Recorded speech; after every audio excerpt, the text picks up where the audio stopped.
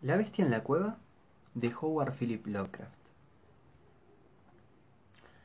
La horrible conclusión que se había ido abriendo camino en mi espíritu de manera gradual era ahora una terrible certeza. Estaba perdido por completo. Perdido sin esperanza en el amplio y laberíntico recinto de la caverna de Mamut. Dirigiese a donde dirigiese mi vista, no podía encontrar ningún objeto que me sirviese de punto de referencia para alcanzar el camino de salida. No podía mi razón albergar la más ligera esperanza de volver jamás a contemplar la bendita luz del día, ni siquiera de pasear por sus agradables valles, ni por sus colinas en ese hermoso mundo exterior. La esperanza se había desvanecido. A pesar de todo, educado como lo estaba por una vida entera de estudios filosóficos, obtuve una satisfacción no pequeña de mi conducta desapasionada. Porque aunque había leído con frecuencia sobre el salvaje frenesí en el que caían las víctimas de situaciones similares, no experimenté nada de eso, sino que permanecí tranquilo tan pronto como comprendí que estaba perdido. Tampoco me hizo perder ni por un momento la compostura la idea de que era probable que hubiese vagado hasta más allá de los límites en los que se me buscaría. Si había de morir, reflexioné, aquella caverna terrible pero majestuosa sería un sepulcro mejor que el que pudiera ofrecerme cualquier cementerio. Había en esta concepción una dosis mayor de tranquilidad que de desesperación. Mi destino final sería perecer de hambre, estaba seguro de eso. Sabía que algunos se habían vuelto locos en situaciones como esta, pero yo no acabaría así. Yo solo era el causante de mi desgracia. Me había separado del grupo regular de visitantes sin que el guía lo advirtiera. Y después de vagar durante una hora aproximadamente por las galerías prohibidas de la caverna, me encontré incapaz de volver atrás por los mismos vericuetos tortuosos que había seguido desde que abandoné a mis compañeros. Mi antorcha comenzaba a expirar. Pronto estaría envuelto en la negrura total y casi palpable de las entrañas de la tierra.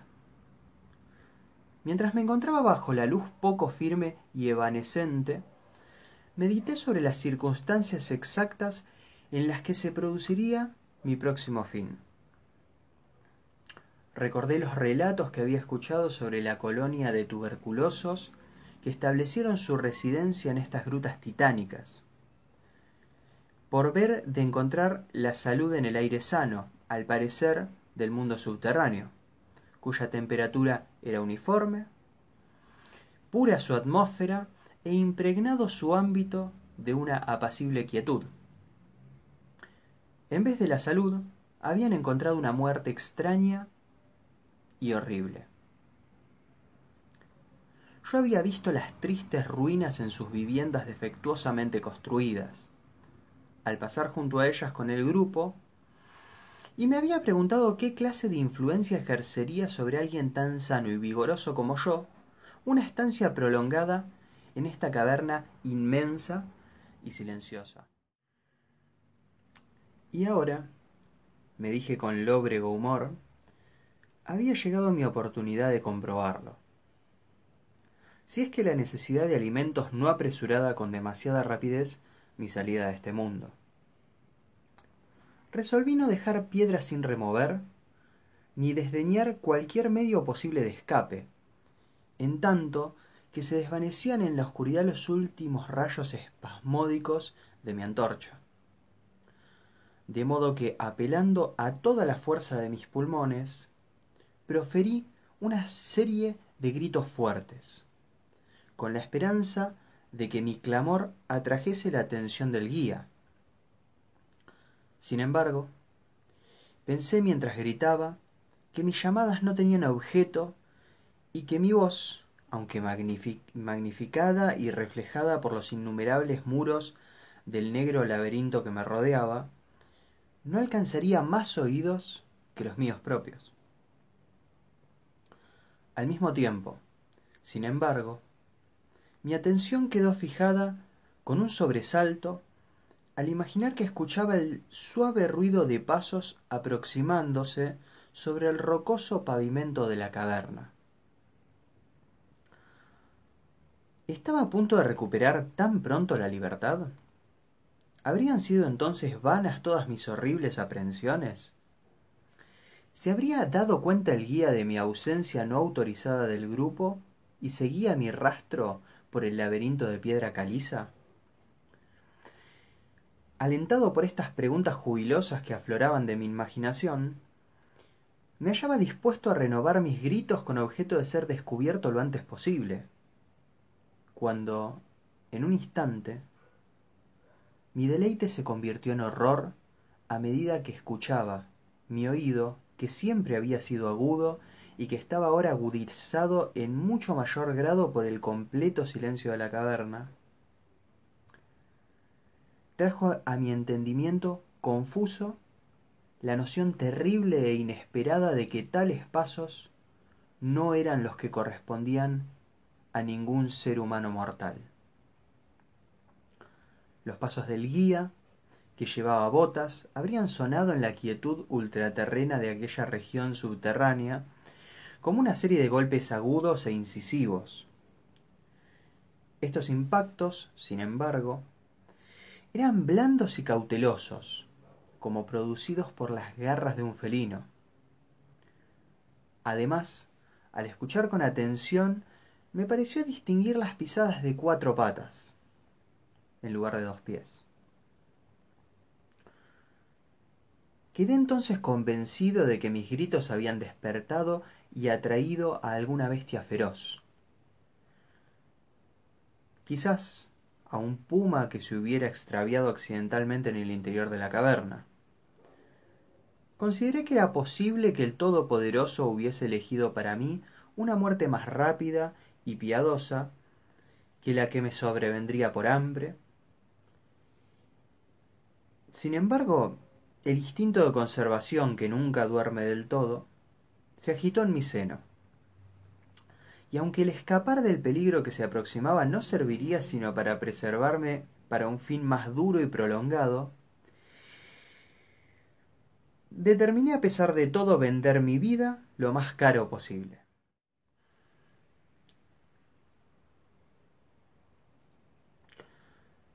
Por muy extraño que pueda parecer, no podía mi mente atribuir al visitante intenciones que no fueran hostiles. Por consiguiente me quedé muy quieto, con la esperanza de que la bestia, al no escuchar ningún sonido que le pudiera servir de guía, perdiese el rumbo, como me había sucedido a mí, y pasase de largo a mi lado. Pero no estaba destinada esta esperanza a realizarse. Los extraños pasos avanzaron sin titubear. Era evidente que el animal sentía mi olor, que sin duda podía seguirse desde una gran distancia en una atmósfera como la de la caverna, libre por completo de otros efluvios que pudieran distraerlo. Me di cuenta, por tanto, de que debía estar armado para defenderme de un misterioso e invisible ataque en la oscuridad, y tanteé a mi alrededor en busca de los mayores entre los fragmentos de roca que estaban esparcidos por todas partes en el suelo de la caverna. Y tomando uno en cada mano para su uso inmediato, esperé con resignación el resultado inevitable. Mientras tanto, las horrendas pisadas de las zarpas se aproximaban.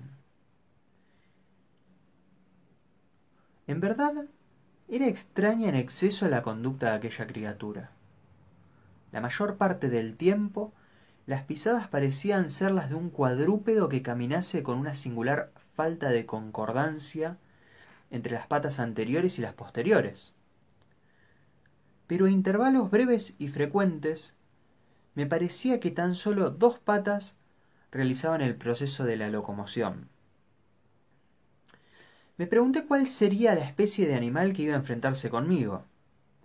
Debía tratarse, pensé, de alguna bestia desafortunada que había apagado la curiosidad que la llevó a investigar una de las entradas de la temible gruta con un confinamiento de por vida en sus recintos interminables.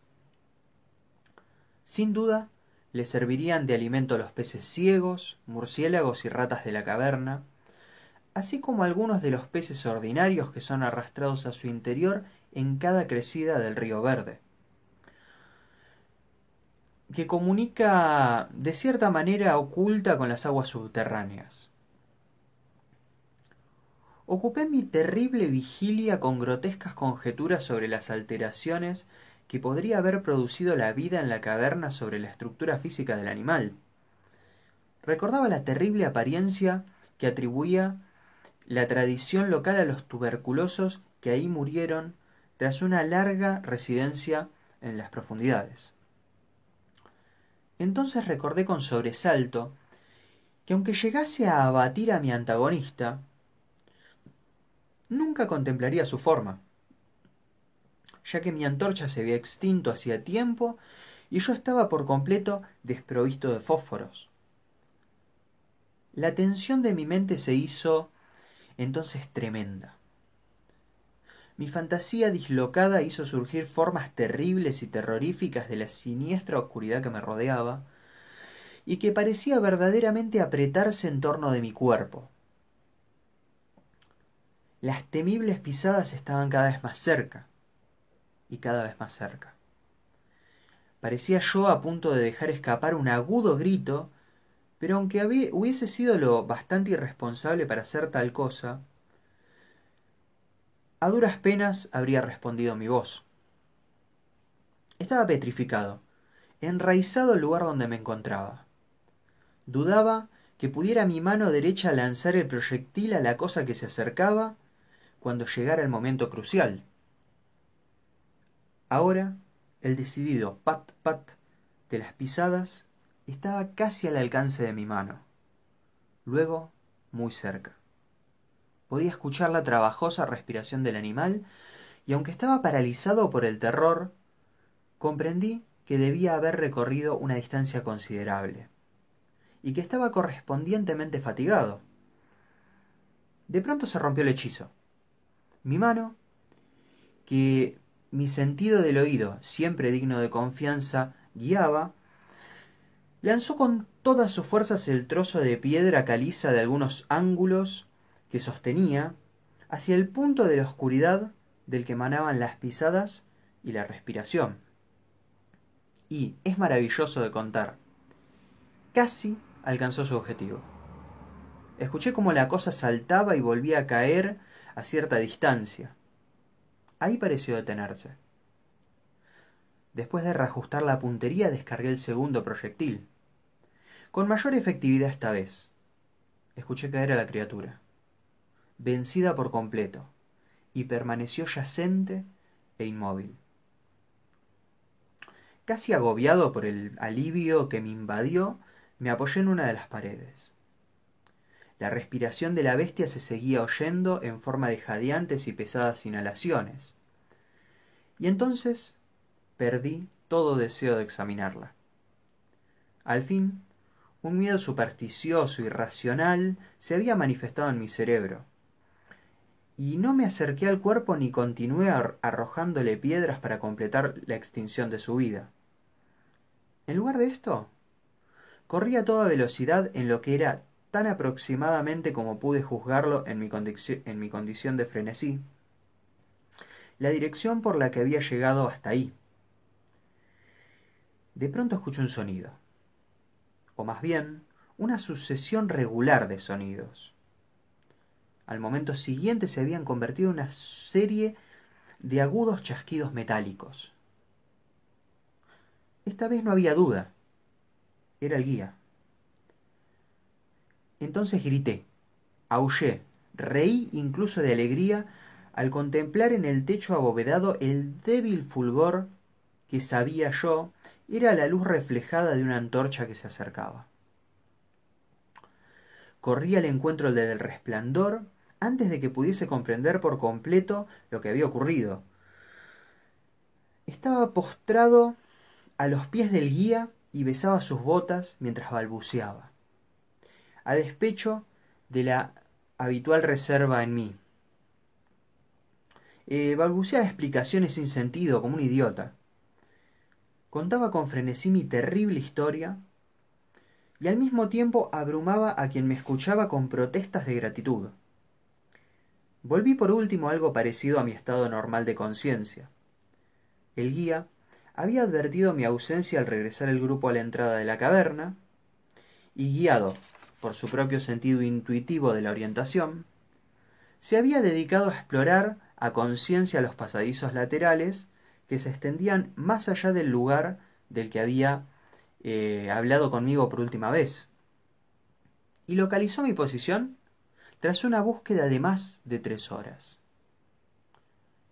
Después de que me hubo relatado esto, yo, envalentonado por su antorcha y por su compañía, empecé a reflexionar sobre la extraña bestia a la que había herido a poca distancia de ahí, en la oscuridad, y sugerí que averiguásemos, con ayuda de la antorcha, qué clase de criatura había sido mi víctima.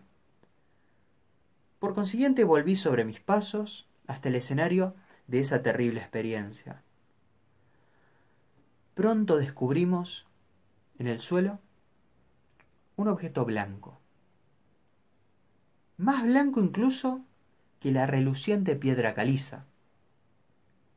Nos acercamos con cautela y dejamos exhalar una simultánea exclamación de asombro, porque este era el más extraño de todos los monstruos sobrenaturales que cada uno de nosotros dos hubiese contemplado en toda su vida.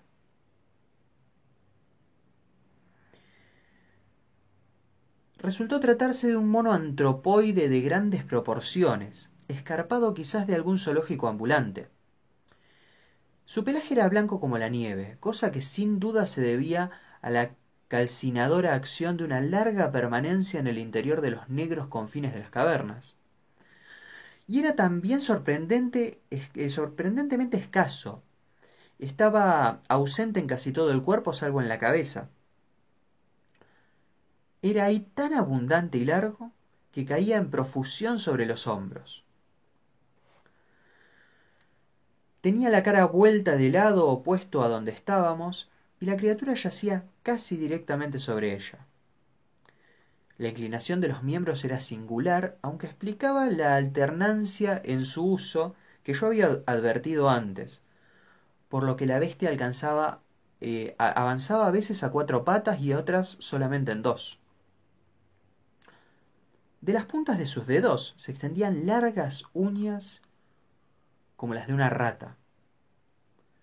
Los pies no eran prénsiles, hecho que atribuía a la larga residencia en la caverna, que como ya he dicho antes, parecía también la causa evidente de su blancura total, y casi ultraterrena, tan característica de toda su anatomía. Parecía carecer de cola. La respiración se había debilitado mucho y el guía sacó una pistola con la clara intención de despachar a la criatura, cuando de súbito un sonido que ésta emitió hizo que el arma se le cayera de las manos sin ser usada. Resulta difícil describir la naturaleza de tal sonido. No tenía el tono normal de cualquier especie conocida de los simios. Y me pregunté si su cualidad extranatural no sería el resultado de un silencio completo y continuado por largo tiempo, roto por la sensación de la llegada de la luz, que la bestia no debía de haber visto desde que entró por primera vez a esta caverna. El sonido, que intentaré describir como una especie de parloteo en tono profundo, continuó débilmente. Al mismo tiempo, un fugaz espasmo de energía pareció conmover el cuerpo del animal. Las garras hicieron un movimiento convulsivo y los miembros se contrajeron. Con una convulsión el cuerpo rodó sobre sí mismo, de modo que la cara quedó vuelta hacia nosotros. Quedé, por un momento, tan petrificado del espanto, por los ojos de esta manera revelados, que no me apercibí de nada más. Eran negros aquellos ojos, de una negrura profunda, en horrible contraste con la piel y el cabello de la nívea criatura, como los de las otras especies cavernícolas. Estaban profundamente hundidos en las órbitas y por completo desprovistos de iris. Cuando miré con mayor atención, vi que estaban enclavados en un rostro menos prognático que el de los monos corrientes, e infinitamente menos velludo. La nariz era prominente. Mientras contemplábamos la enigmática visión que se presentaba a nuestros ojos, los gruesos labios se abrieron y varios sonidos emanaron de ellos, tras lo cual la cosa se sumió en el descanso de la muerte. El guía se aferró a la manga de mi chaqueta y tembló con tal violencia que la luz se estremeció convulsivamente, proyectando en la pared fantasmagóricas sombras en movimiento. Yo no me moví. Me había quedado rígido, con los ojos llenos de horror fijos en el suelo delante mío. El miedo me abandonó y en su lugar se sucedieron los sentimientos de asombro, compasión y respeto. Los sonidos que murmuró, la criatura que estaba abatida, que yacía ahí entre las rocas calizas, nos revelaron la tremenda verdad. La criatura que yo había matado, la extraña bestia de la cueva maldita, era, o había sido alguna vez, un hombre.